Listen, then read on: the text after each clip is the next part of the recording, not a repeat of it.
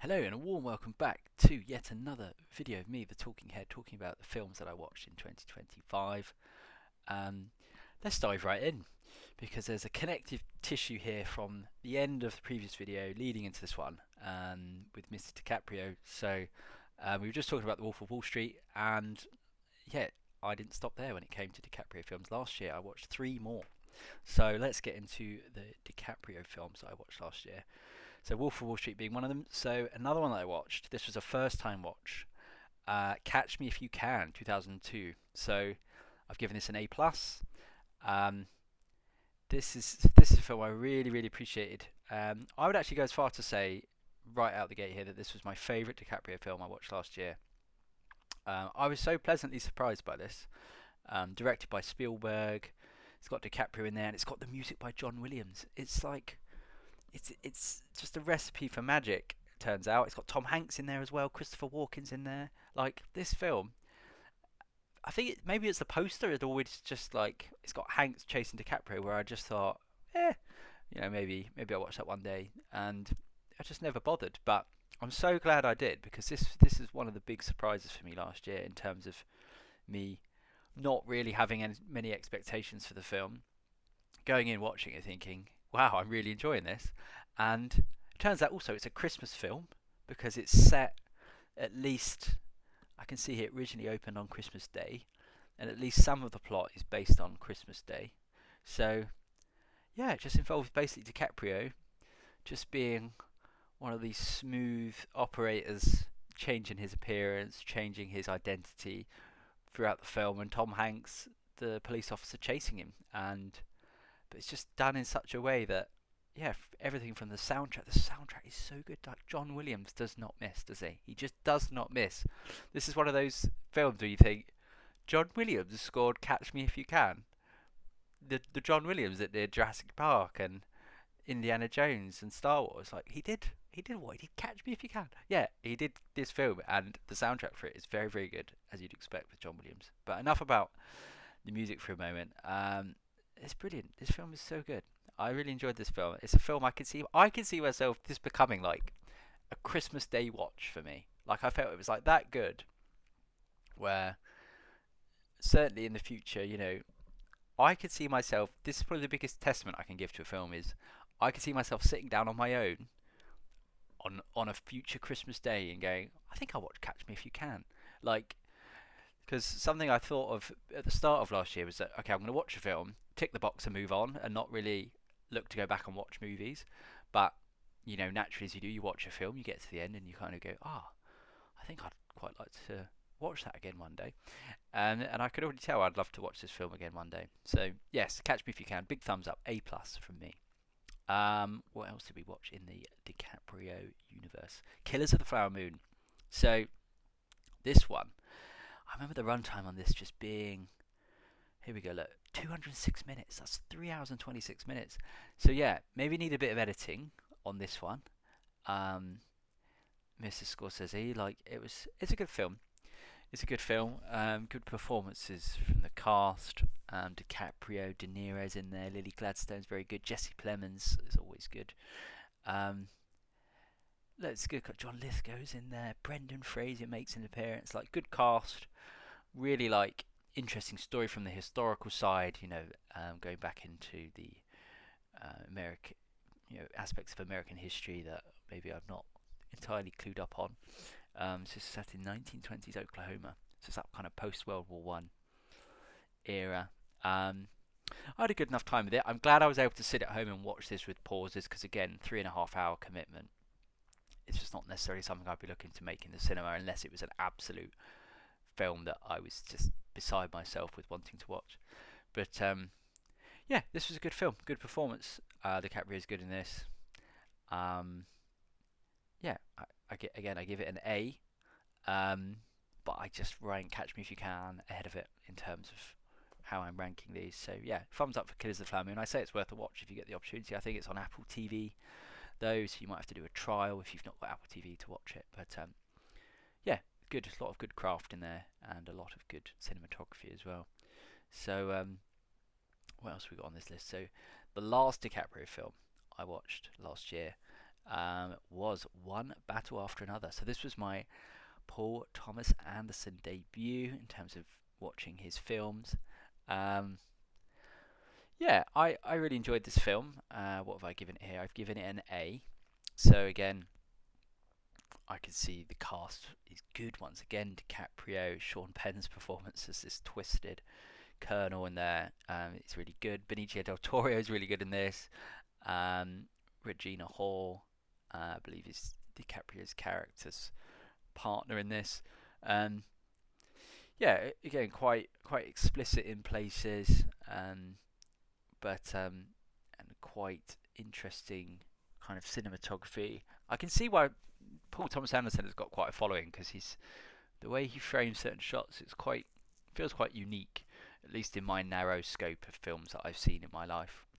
It certainly doesn't seem like much of any other film that I've kind of seen, but yeah, this was a film that I enjoyed watching. I saw this one in the cinema as well, so it kind of adds to the occasion of seeing this, because I remember I'd seen on Metacritic it was getting something like 95 aggregate review scores, and I thought, oh my goodness, this is like one of the highest reviewed films of all time. I've got to go and see this. And so I'm glad I watched it. I remember the sound really stuck with me. The way that it was using sound to kind of carry a scene, and I could remember there were moments where I was bobbing my head in the cinema to the music. So yeah, I think this thing is probably worth a rewatch. Now that I know what I'm getting myself in for with the film, I might appreciate more on a rewatch. But I still give it an A, because it was really high quality film. But again, I do just place it below Catch Me If You Can in terms of my watching last year. So continuing with Connective Tissue from Paul Thomas Anderson, we're going into another Paul Thomas Anderson film here with There Will Be Blood. This one starred Daniel Day-Lewis. So the main reason I watched this was for the Daniel Day-Lewis aspect. I'd always heard that he's one of the best character actors ever, and he sort of semi-retires and comes back for another film, and always seems to win awards. So I'd never actually seen any of his work, Daniel Day-Lewis, so I'm really glad I watched this. I've given it an A, so I'll probably get chastised for that, because it's probably, in many people's estimation, an S tier film.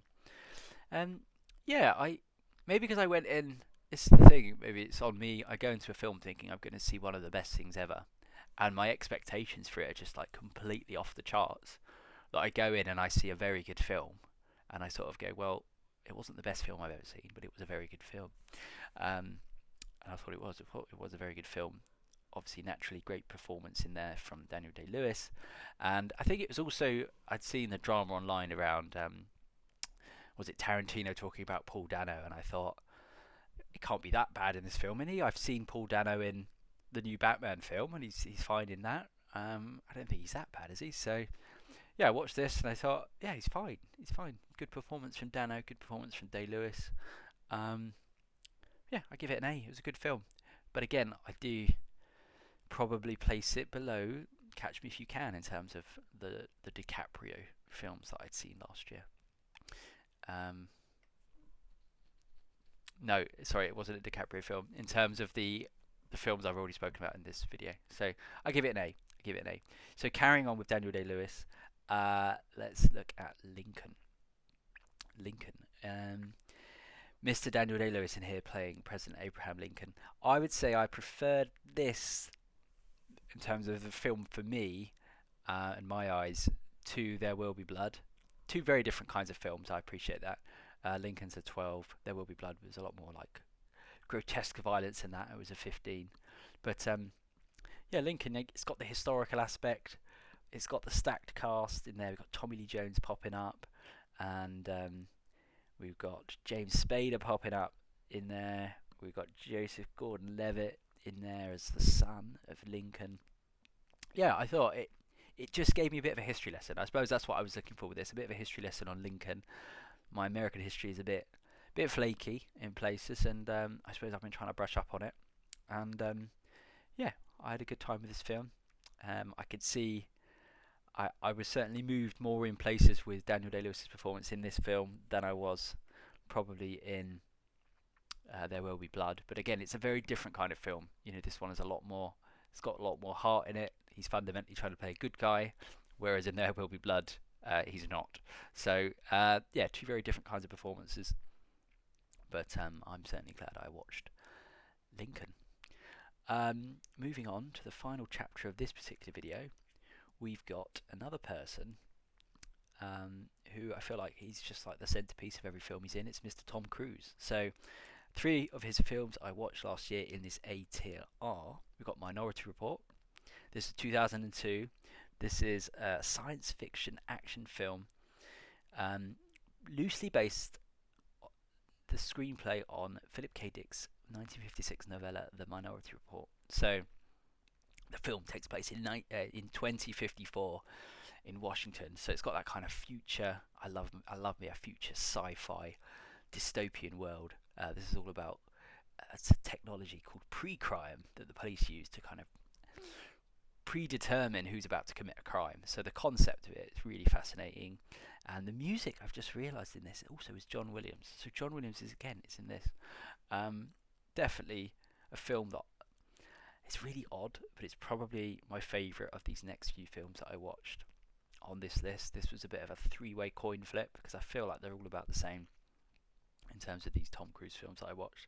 So we've got Minority Report, thumbs up, I've given that an A. I've got Edge of Tomorrow is the next one. Got Edge of Tomorrow. This was with Tom Cruise and Emily Blunt. Emily Blunt, she's always just brilliant in everything she's in. Good performances in there as well. We've got the cast. Who else was in there? I don't actually remember. I mean, I'm looking here. To be honest, it was all about Cruise and Blunt in this. This is like a buddy cop military. Let's go and save the world from the aliens kind of a situation. And it takes place in the future Europe, so it's got that kind of shared DNA of like, I suppose, like Pacific Rim. You could probably, if I'd have thought this through in terms of all the films that I watched last year, spoiler alert, Pacific Rim may or may not be coming up in a future video. It's got kind of Pacific Rim elements to it, with military versus humans versus aliens basically. And yeah, this was a fun film. It's a fun film to watch, and some good, cool alien design. I do appreciate me a good alien design, and this film certainly has some interesting looking aliens in there, in my opinion.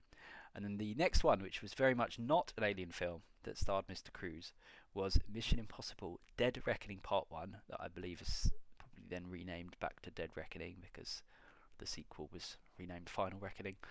I rewatched this in 25 in anticipation of Final Reckoning because I was going to see that at the cinema, and yeah, having reappraised it and kind of known what I was getting myself in for, and been able to divorce myself from the frustration of it being a part 1. And I remember when I originally watched it, I got to the end of the film and thought, oh, now I've got to wait for the next one. And so I've kind of been able to work through that as you can with the passage of time, because I don't have to wait for the sequel. I've been able to watch the sequel. But I rate Dead Reckoning certainly ahead of Final Reckoning. Final Reckoning showing up in the B-movie videos. Yeah, Dead Reckoning. This is a good film. I think it's hard to live up to Fallout. I think Mission Impossible Fallout is up there, and I don't know where Ghost Protocol and Rogue Nation and some of the other Mission Impossibles rank in my own personal overall mission rankings. But yeah, Dead Reckoning is not quite Fallout, but it's still a really good film, I thought. And I really enjoyed some of the appearances. I mean, Hayley Atwell, she's always just great in everything she's in as well. Rebecca Ferguson, again, she's always just great in everything she's in. Simon Pegg, I think he's always great in everything he's in. So again, there's a lot of heart in here with the cast that I think help elevate Tom Cruise as Ethan Hunt, who I think is always just consistently good in basically everything that he's in. So yeah, I think out of these 3, probably a 3-way coin flip that I've written down. I've given it to Minority Report just because of the weirdness of it. It's a weird enough film where I feel like I'd want to go back and pay a bit more attention to some of the nuances of the sci-fi that maybe I a bit grey on. So that's probably enticed me back in, and also knowing that it's John Williams that scored it, I'd want to go back and listen to that again. But yeah, lots going on here. DiCaprio, Day-Lewis, Paul Thomas Anderson, Tom Cruise. Lots of big names in the film industry, but that sort of wraps up this video, to be honest with you. And yeah, thank you for listening, thank you for watching, and we'll see you in the next chapter. Until then, farewell.